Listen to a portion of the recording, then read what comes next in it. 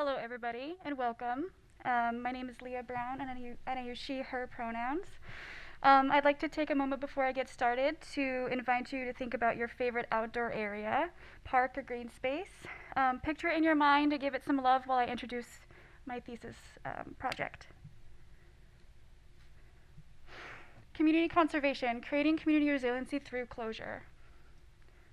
So research shows that the greater amount of green spaces in one's living environment, the greater the association with their overall health. According to the World Health Organization, urban green spaces such as parks, playgrounds, and residential greenery can promote mental and physical health by providing relaxation and stress alleviation, as well as stimulating social cohesion. Green areas and outdoor spaces are essential for the health and well-being of communities, which is true in New York City and especially true during COVID-19. Here are some quotes from New York City residents. "I need the parks, and I intentionally seek them out. Being outside, it isn't just important to me, it's life. I'm drawn to green spaces, and spending outside is essential." And this, for me, is also a real and important thing. As a social designer, a scientist, a writer, conservationist, cocktail artist, and facilitator, I've studied aspects of geography, water systems, and biodiversity around the world, from aquatic ecology in Sweden to glaciology in Denmark, to environmental justice in France, and to the river systems of the Pacific Northwest. I love being outside, and I'm drawn to water. And regardless if I'm out in the woods or in the city, I find value and purpose in these spaces. When I moved to New York City in 2019, I specifically chose to live in the Lower East Side because of its proximity to the East River. Along the East River in Lower Manhattan is East River Park, a 57.5-acre waterfront park that serves over 1.5 million people a year. The park is home to bike and footpaths, ball fields, open passive spaces, benches, tables, as well as native flora and fauna. Like so many others, I'm inherently drawn to this beautiful open waterfront space. I visit the park at least 5 times a week, sometimes more. And the value of this and any green space in New York is essential. So you can imagine my surprise when I found out that East River Park was closing for a giant city-funded climate resiliency project called the East Side Coastal Resiliency Plan, which I'll refer to from now on as ESCR. Aimed to temporarily close the park for 3 to 5 years with a closing date that's not yet been solidified. The closure will happen and the park will be raised by 10 feet to 10 feet to protect Lower Manhattan from volatile weather patterns such as surge and flooding caused by climate change and sea level rise. So the issue is due to the ESCR plan, the East River Park community is losing access to an urban natural resource that is necessary to their health and well-being and will cause major disruption to their lives. So this is a tense and challenging issue because there are so many stakeholders that exist in this park. First and foremost, there's the individual users of the park. People go there for biking, running, commuting, fishing, foraging, gardening, and education, and just to enjoy the open waterfront space. There are also a bunch of organizations that work in and around the park in many different areas, from housing to stewardship to sports and recreation, as well as preservation, history, foraging, and education. In addition to the residents of the Lower East Side and Chinatown and the East Village, there's a large housing community that borders East River Park, and they rely heavily on that open space. And lastly, not only are the community members and organizations' lives being disrupted by park closure, East River Park hosts an abundance of biological ecosystems that will be more than compromised during closure. The plan will remove over 1,000 mature trees and tear up habitat and infrastructure. So I dove into my research to understand the experiences and the needs of the community in regard to the closure of East River Park.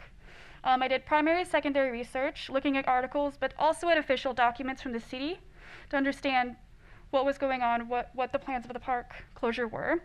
I also did over 400 hours of observations because I'm in the park 5 days a week. And then I did interviews of over 80 users, from park users to community leaders to city representatives.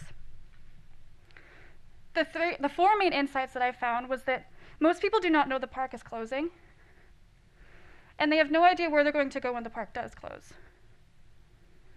Additionally, there are many stakeholders in the park. However, they're disconnected from each other. And lastly, there's a lot of tension around the Esker plan and park closure. The community of East River Park isn't prepared for the park closure, and they do not know what they're going to do. So the first thing I asked was, what are we going to do when this happens? How might the community of East River Park feel prepared for park closure? Insert community resiliency. Community resiliency is the sustained ability of a community to access available resources, to prepare for, respond to, withstand, and recover from challenging situations. It's the capacity of a community to recover quickly and adapt to change. And as a conservationist, this is important to me and relevant, because conservation is the preservation and protection of something, and that something is community in place. So therefore I ask, how might we build community resiliency by preparing for park closure?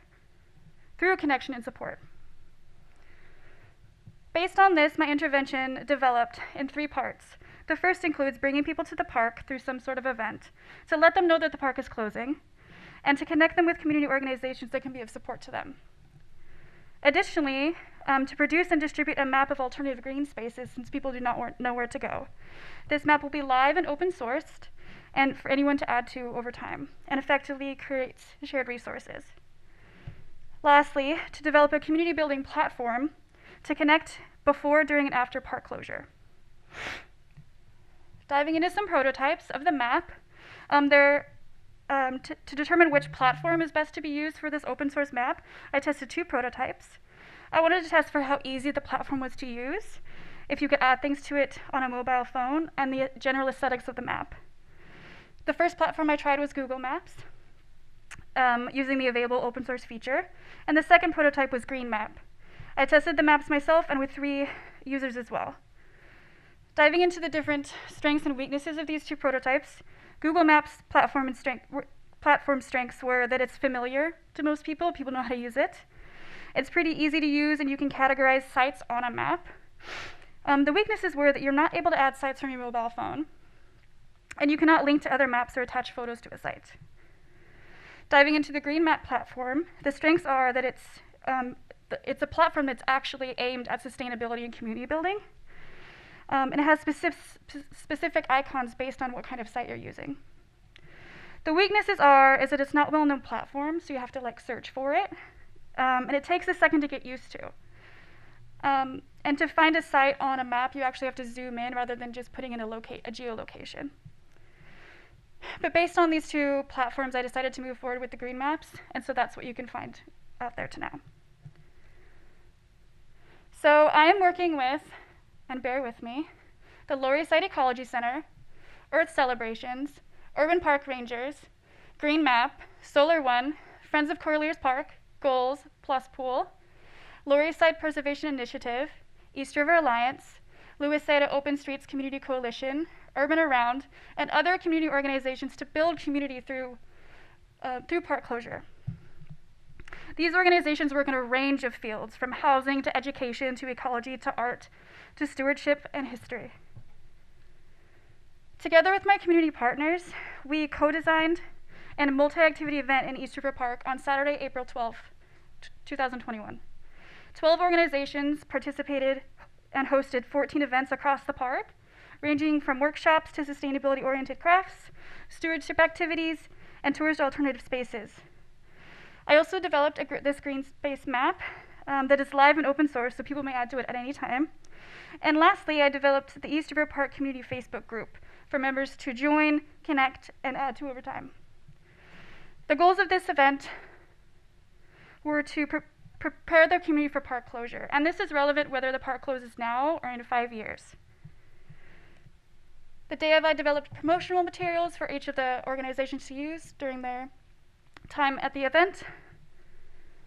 And right before the event, I hosted a facilitation with all the participating organizations. Even though the organizations work together, they didn't all know each other specifically. And so we came together and did a couple of online activities, one of which was sharing what community resiliency means to them. And some words that came up were synergy, shared resources, and mutual aid. Additionally, because there's so much tension around park closure, I wanted to come up and start talking about a shared language around how we're going to communicate this to our community. And so some language that came up around that was phased, temporary, a plan, and climate resiliency. During implementation, we also hosted a small activity near the fireboat house, which was the entry, that invited community members to share what community resiliency looks like to them, building off the facilitation. And these are some of the things that people came up with. After the event, I gave some exit surveys to the organizations and to the people participating, and overall everything was very positive. Additionally, park goers left feeling like they were more prepared for park closure. Some of the learnings that came up during this process was that working with East River Park organizations was really successful because they're all losing access to that park as well. So they connected through solidarity and networking as well.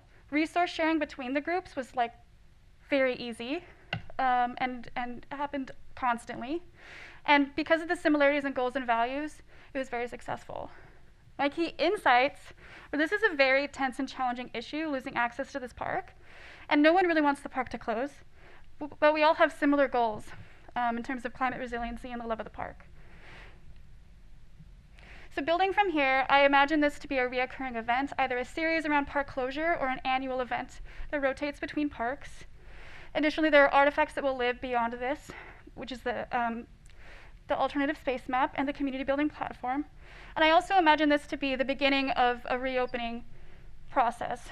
The park is going to close, but will also open at some point. So how do we document this closure and people's love of the park, and then how do we come back together for reopening? And for myself and my design practice, I'd like to continue to grow as a facilitator and to continue to create spaces for people to come together through connection and support, whether to solve a problem or to create a moment. Thank you very much.